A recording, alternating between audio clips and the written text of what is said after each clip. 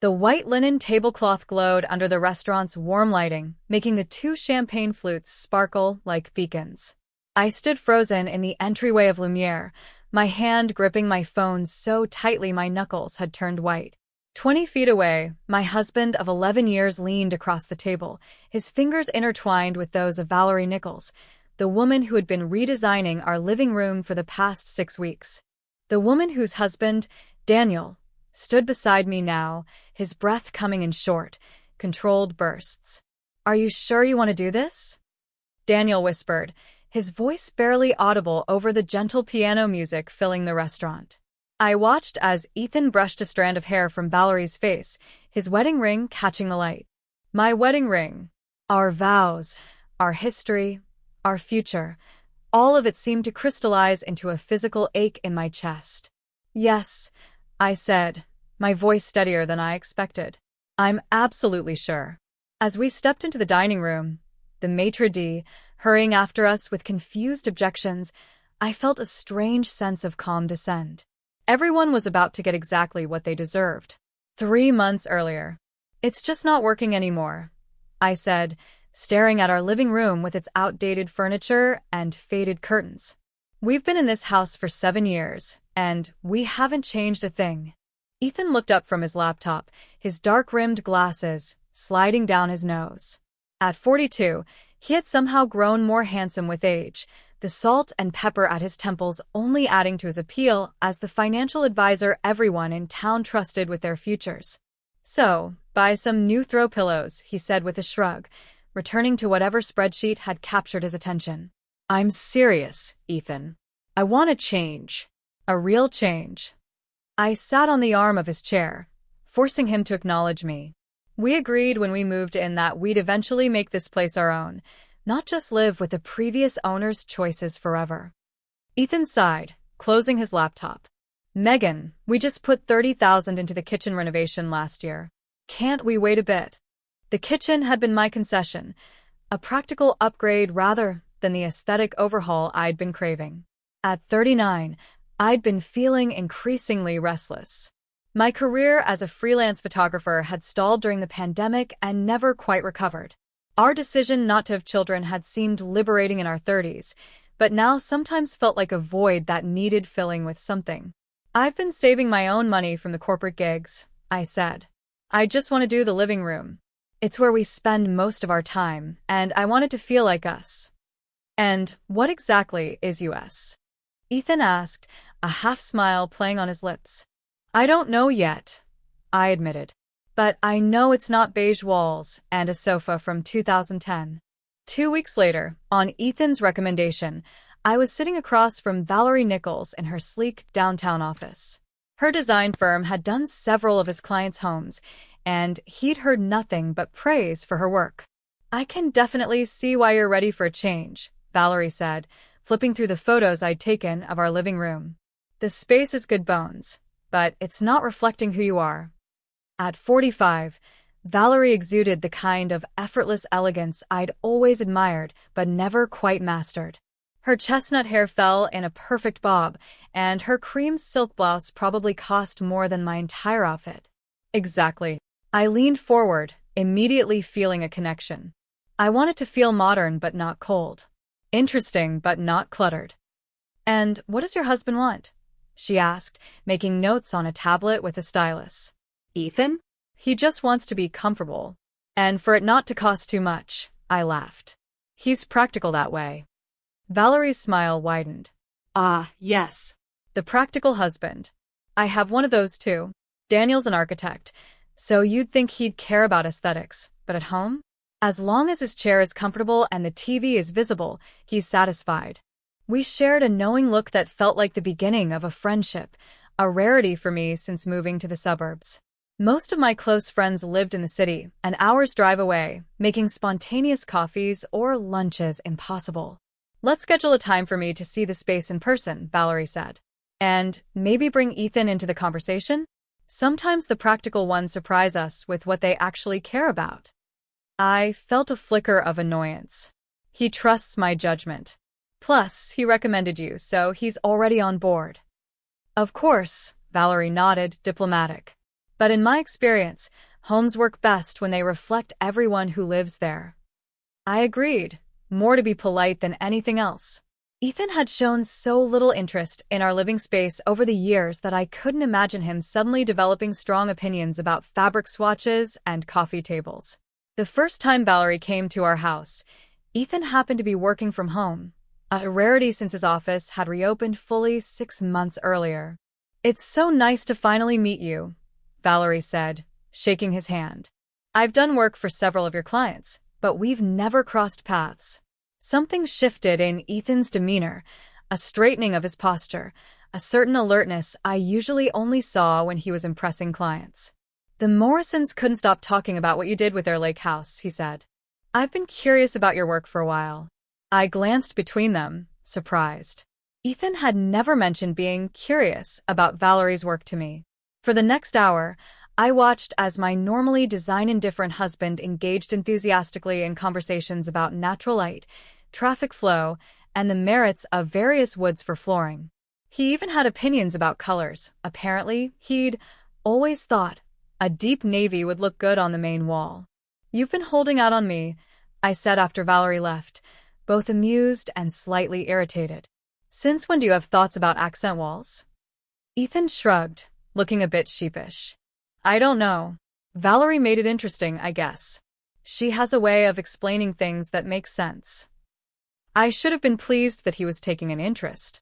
Instead, I felt a strange prickle of unease. Over the next several weeks, the redesign progressed. Valerie would come by with samples, sketches, and proposals. Sometimes Ethan was there, sometimes not. When he was, I noticed he'd make an effort to be present for the discussions, offering opinions and asking questions. When he wasn't, Valerie and I would work comfortably together, developing what felt like a genuine friendship. "Daniel and I are hosting a small dinner next Saturday," Valerie mentioned one afternoon as we were reviewing fabric options. "Nothing fancy, just a few couples. Would you and Ethan like to come? It might be nice to see each other outside of work." The invitation delighted me. Since moving to the suburbs, our social circle had mostly consisted of Ethan's colleagues and clients, people I found pleasant but rarely connected with beyond surface-level conversations. "We'd love to," I said, already looking forward to it. The Nichols home was exactly what I'd expected, a perfectly curated showcase of Valerie's talent. Modern yet warm, with unexpected touches that drew the eye without overwhelming the space.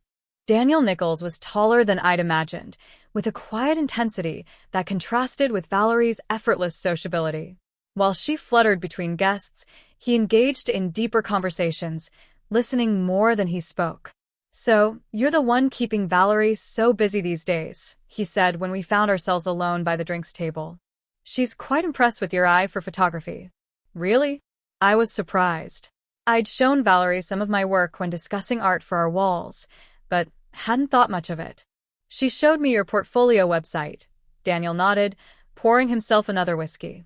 "There's a rawness to your street photography that's compelling." For the next 20 minutes, Daniel and I discussed photography with a depth I rarely experienced outside of professional circles. He knew the technical aspects, the history, even some obscure photographers I admired. When Ethan eventually joined us, the conversation shifted to more general topics, but I found myself glancing at Daniel throughout the evening, appreciating this unexpected connection. "They seem great," Ethan said on the drive home, his voice a little too enthusiastic. "We should have them over once the living room is finished." "Definitely," I agreed, thinking about Daniel's insights into my work. It's nice to make new friends. But as the weeks passed, little things began to nag at me. Valerie started scheduling her visits when she knew Ethan would be working from home. Twice, I arrived back from errands to find them deep in conversation that seemed to halt abruptly when I entered. Text messages appeared on Ethan's phone at odd hours, which he was suddenly very private about. "How's the Morrison account going?" I asked one evening, trying to sound casual. The Morrisons were the clients who had originally recommended Valerie. Ethan looked up from his phone, a flicker of something guilt, crossing his face before he composed himself. "Fine." "Why?" "Just curious. You mentioned they were considering some new investments." "Right. Yeah, it's all on track. He put his phone face down on the coffee table. How's the living room coming? I studied him for a moment, wondering when we'd started having conversations that felt like skimming across ice, never breaking through to the depths below. It's good. The new sofa arrives next week. That night, I lay awake beside him, listening to his steady breathing and wondering when the distance between us had grown so wide. Had it happened gradually, over years of comfortable routine and separate interests? Or was it something more recent, more specific? The next morning, I called my oldest friend, Layla. Am I being paranoid? I asked after explaining my suspicions. I have no actual evidence, just a feeling. Layla, ever practical, didn't dismiss me. Trust your gut, Meg. But don't jump to conclusions either. Maybe try talking to him directly. And say what? Are you having an affair with our interior designer? He'd think I was crazy. Well, are there ways you could verify your concerns without accusing him? Check credit card statements? His calendar? I felt a twist of shame at the thought of snooping through Ethan's things, but that didn't stop me from logging into our shared credit card account later that day. Nothing unusual appeared. No unexplained hotel charges, no restaurants I didn't recognize. His calendar, which synced to our home computer, showed only his usual client meetings and the occasional lunch with colleagues. I was almost relieved. Almost. Then, 2 days later, while looking for a USB drive in Ethan's desk drawer, I found a receipt. Lumiere, an upscale French restaurant downtown that we'd been to only once, for our 10th anniversary. The date on the receipt was from the previous week, a Tuesday when Ethan had told me he was having dinner with a potential client. The amount was substantial, 2 people ordering the works, including a $120 bottle of champagne. I photographed the receipt with my phone and put it back exactly as I'd found it. That night, I casually asked, "How did that client dinner go last week?" The Tuesday one. Ethan didn't look up from his book. Fine. He's considering moving his whole portfolio over. That's great, I said, my heart pounding. Where did you go again? Morton's. Their usual spot. The lie hung in the air between us, but Ethan didn't seem to notice. I excused myself to the bathroom, where I stared at my reflection, trying to recognize the woman whose life was unraveling thread by thread. The next day, I did something I never thought I'd do. I drove to Valerie's office, parked across the street, and waited. At 12:30, she emerged, looking immaculate as always in a fitted dress and heels. She checked her watch, then walked briskly down the block. I followed at a distance, feeling ridiculous yet determined. She turned into Café Luna, an upscale bistro. Through the window, I could see her greeting someone at a table, not Ethan, but a man I didn't recognize. A client, perhaps. I was about to leave, feeling both relieved and foolish, when she leaned over and kissed the man on the cheek with the familiarity of a long-standing relationship. I sat in my car for nearly an hour, processing this new information. Valerie, who I'd begun to suspect was having an affair with my husband, was potentially cheating on her husband with another man entirely. The situation had layers I hadn't anticipated. That evening, I received a text from Valerie. The new rug will be delivered tomorrow. Ethan said he'd be home to accept it since you have that shoot scheduled. I hadn't told Valerie about my shoot, but apparently Ethan had. The next day, instead of going to my photography session, I parked down the street from our house and waited. At 10 a.m., right on schedule, a delivery truck arrived with the rug. 20 minutes later, Valerie's sleek black Audi pulled into our driveway. I gave an hour during which my hands gripped the steering wheel so tightly they cramped, an hour of imagining what might be happening in the home Ethan and I had built together. Then I called Daniel Nichols. "I need to speak with you," I said when he answered. "It's urgent and private." There must have been something in my voice that conveyed the gravity of the situation because he agreed to meet me at a coffee shop near his architectural firm within the half hour. Daniel looked confused when I approached his table, his expression shifting to concern as he took in my appearance. I hadn't bothered with makeup or proper clothes, just thrown on jeans and a sweater, my hair pulled back in a messy ponytail. "Megan? What's wrong?" I sat down, suddenly unsure how to begin. I think I think Valerie and my husband might be having an affair. The words hung between us, ugly and raw. Daniel's face remained perfectly still for a long moment, then he closed his eyes briefly. "What makes you think that?" he asked, his voice controlled. I told him everything, the text messages, the private conversations, the receipt from Lumiere, Valerie being at my house at that very moment while Ethan was supposedly working from home. And yesterday, I finished. I saw Valerie meeting a man for lunch, not Ethan, someone else. She kissed him hello. Daniel's expression darkened. Carl Weinstein, her ex from college. They've been seeing each other for lunch every few months for years. He gave a bitter laugh. At least, that's what she tells me. You knew? I suspected. Valerie's not always where she says she'll be.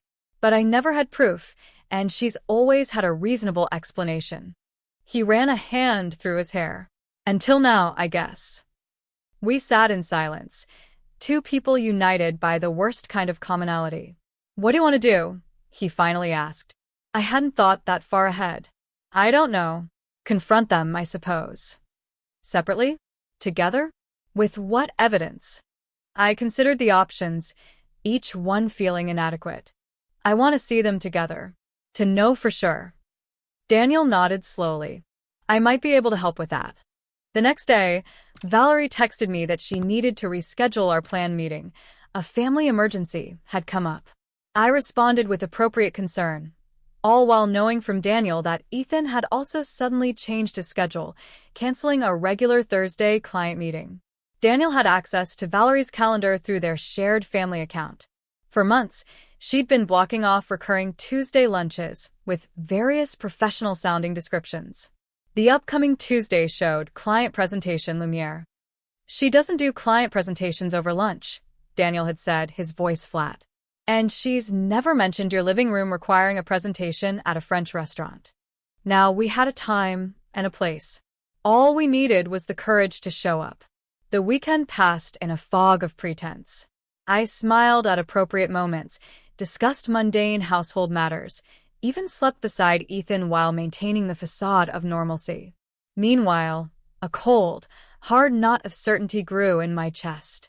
On Sunday night, Ethan mentioned casually that he had a lunch meeting with a new potential client on Tuesday. It might run long, he added, not quite meeting my eyes. Don't wait dinner if I'm late. No problem, I said, amazed at how steady my voice sounded. I have that editing project anyway. On Monday, I met with Daniel again to finalize our plan. He looked like he hadn't slept in days, his usually immaculate appearance slightly rumpled, his eyes shadowed. Are you sure about this? He asked. Once we do it, there's no going back. I thought about the alternative, confronting Ethan privately, listening to his denials or excuses, always wondering if I knew the whole truth. I'm sure, I said. I need to see it with my own eyes. We both do. Tuesday arrived with the weight of inevitability. I dressed with unusual care, a deep green dress that Ethan had once said brought out my eyes, hair styled in loose waves instead of my usual practical ponytail. Daniel picked me up 2 blocks from my house, looking grimly formal in a charcoal suit. Ready? He asked as I slid into the passenger seat of his Mercedes. As I'll ever be. We arrived at Lumiere 15 minutes after the reservation time, 1:15 p.m., according to Valerie's calendar. The restaurant was busy but not packed, the lunch crowd made up primarily of business people and the occasional couple. The maitre d' approached with a practiced smile. Do you have a reservation? No, Daniel said, his voice firm. But we believe our spouses are dining here. We'd like to join them. The man's smile faltered. Sir, I'm afraid I can't. Ethan Walsh and Valerie Nichols, I interrupted, scanning the dining room over his shoulder. They should be here already. Recognition flashed in the maitre d' eyes, whether from the names or the situation. I couldn't tell. I'm sorry, but I can't confirm. There, Daniel said quietly, nodding toward the far corner of the restaurant. And there they were. Time seemed to slow as we approached their table. Ethan and Valerie sat in a secluded corner, a half-empty bottle of champagne between them. They weren't kissing or even holding hands at that moment, but the intimacy was unmistakable. The way they leaned toward each other, the private smile on Ethan's face, Valerie's manicured fingers brushing his arm as she made some point. They were so absorbed in each other that they didn't notice us until we were standing right beside them. "This looks cozy," I said, my voice carrying in the sudden hush that had fallen over the nearby tables. Ethan's head snapped up, his face draining of color. "Megan? What are you?" "Hello, Valerie." Daniel cut in, his tone glacial. "Interesting client presentation." Valerie froze, her champagne flute halfway to her lips. "Daniel," she managed, setting the glass down with a shaking hand. "This isn't what it looks like." "Really?" I asked, pulling out an empty chair from the neighboring table and sitting down. "Because it looks like my husband and my interior designer are having a romantic lunch when they're both supposed to be working." Daniel followed my lead, taking the remaining chair. "Please," he said with deadly calm, "explain what it actually is then." The surrounding tables had gone quiet, diners pretending not to watch while catching every word. A server hovered uncertainly nearby, clearly debating whether to intervene. Ethan recovered first, his professional mask sliding into place. "Megan, Daniel, you're making a scene?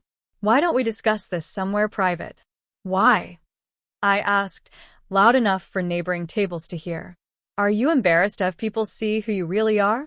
"Because I'm not embarrassed. I'm angry." "We were discussing the living room project," Valerie said, her voice barely above a whisper. "That's all." "With champagne?" Daniel asked. "At Lumiere." He turned to me. "Did you know Valerie and I had our first date here? 10 years ago." He looked back at his wife. "Sentimental choice." Ethan tried again, leaning forward and lowering his voice. "This is a misunderstanding. Valerie and I have become friends through the project, yes, but—" "Friends," I interrupted. "Is that what you call it when you lie about where you're going and who you're with? When you text each other at all hours? When you cancel work to spend time together?" A woman at the next table didn't even pretend not to be listening now, her fork suspended halfway to her mouth. "How long?" Daniel asked, his composure finally cracking. "How long has this been going on?" Valerie and Ethan exchanged a glance that told me everything I needed to know. 6 weeks, Valerie admitted, her voice barely audible. "Since we started the project." 6 weeks. While I'd been choosing fabrics and paint colors, they'd been building something entirely different behind my back. "That's not entirely true," Ethan said suddenly, looking directly at Valerie. "We met before. At the Morrisons' holiday party last December. You just didn't remember me." Valerie's expression shifted from shame to confusion. "What?" "I remembered you," Ethan continued, something almost like relief crossing his face now that the secret was partially out. "When Megan started talking about redesigning the living room, I suggested you, because I wanted to see you again." The revelation hit me like a physical blow. The Morrisons' party. I hadn't gone. Down with a winter cold. Ethan had come home distracted, quieter than usual. I'd attributed it to holiday stress. "You planned this," I said, the pieces falling into place. "The whole redesign was just an excuse." "No," Ethan protested, reaching for my hand. I pulled away. "The redesign was real. You wanted it. I just took advantage. I finished for him." "This is ridiculous," Valerie said suddenly, gathering her composure. "We're all adults here. Daniel, you and I haven't been happy for years. You know that." Daniel's laugh was hollow. "Is that your justification?" "We weren't happy, so I decided to cheat instead of addressing our problems." "Like you've been so present," Valerie shot back. "When was the last time you asked me about my day? About anything that matters to me? You live in your head, Daniel. You always have. So talk to me about it." Daniel's voice rose. "Don't fuck someone else's husband." A collective gasp went up from the surrounding tables. The manager was approaching now, his face a mask of professional concern. I turned to Ethan, who was watching this exchange with a stunned expression. "And what's your excuse? Were we unhappy for years too? Because that's news to me." Ethan's face crumpled. "No. God, no, Megan. I love you. This was— I don't know what this was. An escape? A midlife crisis? A way to feel something new? I supplied, surprised by my own calm. Pick one. Is everything all right here? The manager asked, reaching our table. Perhaps we could continue this conversation somewhere more private? No, I said firmly. We're having lunch with our spouses. Isn't that right, Daniel? Daniel, catching on, immediately nodded. Absolutely. In fact, he signaled to a passing server, we'll need 2 more place settings. And perhaps another bottle of champagne? We're celebrating. Celebrating what? The manager asked, clearly trying to assess whether we were causing a genuine disturbance. Clarity, I said, smiling tightly. It's not every day you get to see people's true colors so vividly. The manager hesitated, then nodded to the server. 2 more settings, please. As the server arranged places for Daniel and me, an excruciating silence fell over the table. Ethan stared at his hands while Valerie dabbed at her eyes with her napkin. So, I said once the server had left, pouring myself a glass of their champagne. Let's talk about the living room design, since that's what you're here to discuss. I've been thinking the color scheme doesn't quite work anymore. Daniel picked up my cues smoothly. I agree. The foundation feels unstable. Valerie's face flushed. This is childish. Is it? I asked, taking a sip of champagne. It tasted like ashes. I think it's perfectly adult to face reality directly. The reality is, you two have been lying and sneaking around. Now we're all here together, so why not be honest for once? Ethan looked up, his eyes red-rimmed. Megan, please. Can we go home and talk about this? We're talking now, I said. In fact, I have a question for both of you. Was it exciting? The secrecy? The risk? Did it make your ordinary lives feel special for a little while? It wasn't like that, Valerie protested weakly. Then what was it like? Daniel asked, his tone gentler now. Help me understand, Val. Because from where I'm sitting, you threw away 10 years for. What exactly? The question hung in the air. Around us, the restaurant had resumed its normal buzz of conversation, though I could feel occasional glances still being cast our way. I felt seen, Valerie finally said, her voice small but steady. With you, Daniel, I'm the designer, the professional, the one who has everything figured out. With Ethan, I could just be messy, uncertain. And you couldn't tell me that? Daniel asked. You couldn't say, Daniel, I need more from you? I tried, Valerie insisted. For years, I tried. You didn't hear me.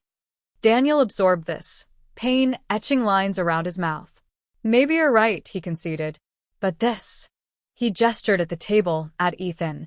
This wasn't the answer. I turned to Ethan, waiting. He met my gaze, then looked away. I have no excuse, he said finally. I got caught up in something that felt different. New. But it was never worth risking us, Megan. Never. He reached for my hand again, and this time I let him take it, though I felt nothing at his touch. Please. I'll do whatever it takes to fix this. I studied his face, the face I'd woken up to for 11 years, the face I thought I knew better than my own. I don't think this is something you can fix, Ethan. Don't say that, he pleaded. We can go to counseling. I'll change jobs. We can move, whatever you need. What I needed, I said carefully, was a husband who didn't lie to me, who didn't betray me with someone I had welcomed into our home, who didn't let me believe I was building something beautiful while he was tearing it all down. The fresh bottle of champagne arrived. Daniel poured for himself and me, deliberately leaving Ethan and Valerie's glasses empty. To clarity, he said, raising his glass. To clarity, I echoed, clinking my glass against his. We drank while Ethan and Valerie watched in silent misery. What happens now? Valerie asked finally. I set my glass down. Now we finish our lunch, like the civilized adults we supposedly are, and then we go our separate ways. Just like that? Ethan asked. No, I said. Not just like that. Nothing about this is simple or easy. But right now, in this moment, we're going to sit here and acknowledge what's happened. No more hiding. No more pretending. And then, Daniel asked, looking directly at Valerie. Then we decide what's worth saving, she replied, holding his gaze. If anything. The meal that followed was the strangest I've ever experienced.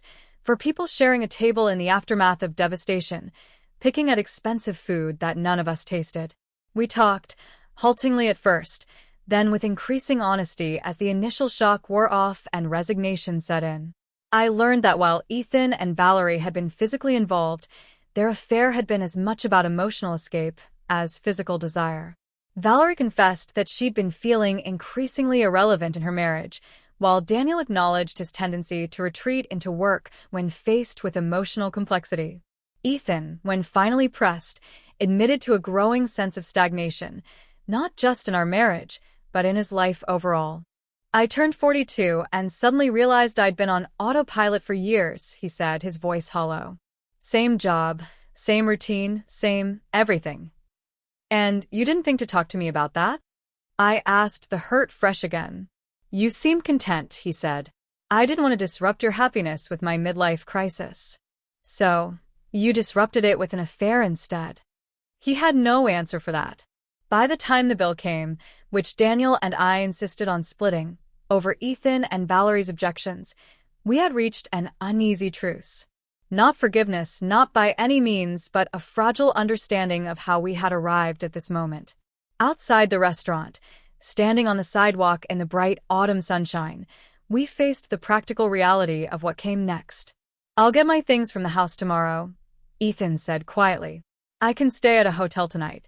I nodded, unable to imagine sleeping beside him again, yet equally unable to picture returning to our home alone. I don't know where I'll go, Valerie said, looking at Daniel. He studied her for a long moment. The house is as much yours as mine, he said finally. I can stay with my brother for a while. I watched them, these two people whose betrayal had shattered the foundations of my life, and felt a strange detachment, as if observing characters in a film rather than experiencing my own reality. I should thank you both, I said suddenly. They looked at me in confusion.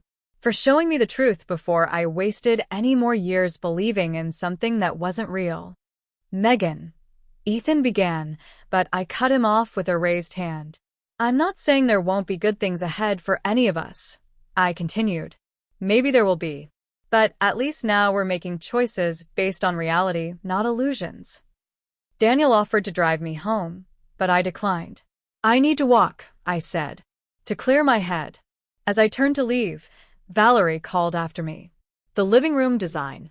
Do you want me to send you the plans? So you can finish with someone else. I laughed, a genuine laugh that surprised even me. Keep them. I think I'll start from scratch. The walk through downtown gave me time to process, to breathe, to begin the transition from shock to whatever came next. By the time I reached home, the sun was setting, casting long shadows across the lawn.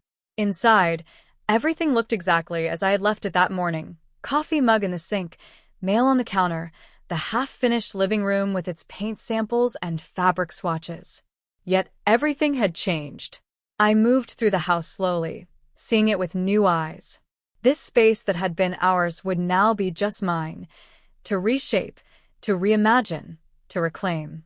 In the bedroom, I opened the closet and stared at Ethan's neatly hung shirts, his row of polished shoes. 11 years of marriage condensed into hanging fabric and leather. I pulled out my phone and texted Layla. You free to talk? Her response was immediate. Always. What's up? Instead of texting back, I called her. I caught Ethan having an affair with our interior designer, I said without preamble when she answered. So, I confronted them at a fancy French restaurant. With her husband. After a moment of stunned silence, Layla exhaled. Holy shit, Meg. Are you okay? No, I admitted, sitting on the edge of the bed. But I think I will be. Do you want me to come over? I can be there in an hour. I considered the offer, tempted by the comfort of my oldest friend's presence. But something in me needed this night alone, to sit with my new reality, to begin the process of rebuilding. Not tonight, I said. But soon. Very soon. After we hung up, I walked back to the living room, the space that had, ironically, been the catalyst for all of this. The beige walls and outdated furniture that had so bothered me now seemed like the least of my concerns. Yet as I stood there, I felt a strange sense of possibility stirring beneath the pain. This room, this house, my life, all of it was now mine to redesign, not according to someone else's vision, but my own. I picked up a paintbrush that had been left on the drop cloth from where we'd been testing colors.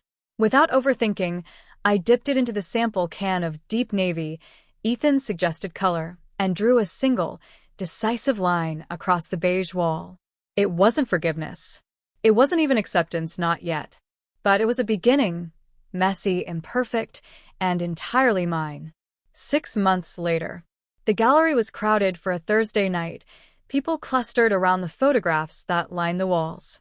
My photographs, street scenes from the city, candid moments of human connection and solitude, fragments of lives captured in black and white. "They're selling well," Maya, the gallery owner, whispered as she passed me with a tray of champagne glasses. "3 already, and we're only an hour in." I smiled, still not quite believing that this was happening. My first solo exhibition after years of commercial work and artistic hibernation. "Congratulations," a familiar voice said behind me. I turned to find Daniel Nichols, looking more relaxed than I'd ever seen him in jeans and a casual blazer. "You came," I said, genuinely pleased to see him. "I told you I would." He gestured to the photographs. "These are extraordinary, Megan." "Thank you." I took 2 glasses from a passing server and handed him one. "How are you?" Daniel considered the question, sipping his champagne. "Better. Different. Still figuring it out." We had kept in touch after that day at Lumiere, not regularly, but enough to track each other's progress through the aftermath. He had filed for divorce. Valerie had moved to Chicago for a fresh start with her design business. They had sold their house and divided the proceeds with minimal drama. "And the work?" I asked, knowing how important his architectural practice was to him. "Evolving. I'm taking on more residential projects, actually. Smaller scale, more personal." He smiled. "I'm learning to listen better." I nodded, understanding. My own life had transformed in ways I couldn't have imagined 6 months earlier. After Ethan moved out, I had indeed painted the living room navy, a reminder that sometimes good ideas come from unexpected sources. I had converted the formal dining room we rarely used into a proper photography studio. And I had rediscovered my passion for the kind of images now hanging on the gallery walls. "Have you heard from him?" Daniel asked carefully. "Occasionally." Ethan had moved to Boston for a fresh start with a new firm. We communicated mainly through lawyers as the divorce proceeded, but every few weeks he would text something inconsequential, a memory, an article he thought I'd like, once a simple "I miss you." I rarely responded. "You?" "Not for months," Daniel said. I think she knew there was no going back. We stood in companionable silence, observing the gallery crowd. "It's strange," I said finally. "I would never have chosen this path. Never. But now that I'm on it." "It fits," Daniel finished. "In a way the old life never quite did." "Exactly." I studied him, noting the new lines around his eyes, but also the easier set of his shoulders. "Are you seeing anyone?" He laughed. "Not yet. I'm learning to be on my own first." "You?" "Same." Though there had been opportunities, a coffee with a fellow photographer that lingered into dinner, a neighbor whose casual friendliness had recently acquired a new edge, I wasn't ready. Not because I was still mourning my marriage, but because I was discovering who I was outside of it. "The navy looks good, by the way," Daniel said, gesturing to a photograph of my redesigned living room that hung in the corner, a self-portrait of sorts, showing me in silhouette against the deep blue wall, camera in hand. "The room. The color." "It does," I agreed. "But I'm thinking of changing it again. Maybe a deep emerald green." Bold choice. I'm feeling bold these days. As the evening wound down and the gallery began to empty, Daniel helped me collect empty glasses and straighten chairs. It was easy between us, the shared history creating a shorthand that required no explanation. "Dinner," he suggested as we stood on the sidewalk outside the gallery. "To celebrate your success." I considered the offer, tempted by the comfort of his company. There was an attraction there. I couldn't deny it, a connection forged in the crucible of shared pain. But there was also the weight of history, the echo of betrayal that had brought us together in the first place. Rain check, I said gently. I think I need tonight to process all of this. I gestured back at the gallery. Daniel nodded, understanding without offense. Of course. I'm proud of you, Megan. For the art, yes, but more for. He searched for the words, for building something true from the wreckage. You too, I said, meaning it. We parted with a brief hug, his familiar scent momentarily bringing back the tumultuous day that had changed everything. As I watched him walk away, I felt not the sharp pain of those early weeks, but a mellower ache, the recognition of how fragile happiness can be, but also how resilient. I turned and began walking home through the crisp evening air. Tomorrow, I would return to the gallery to see which photographs had sold. The day after, I would consult with a painter about that emerald green. The week after that, who knew? For the first time in longer than I could remember, the uncertainty felt not like a threat, but like a gift, a blank canvas waiting for the next bold stroke. And that wraps up today's story. Now we want to hear from you. Where are you watching from? Drop your city or country in the comments, and let's see how far these stories reach. If this story moved you or gave you chills, give it a like, share, and subscribe for more powerful stories. One last thing, rate the story from 1 to 10 in the comments. Your feedback helps us bring you even better ones next time. Thanks for watching. We appreciate you being part of this storytelling journey.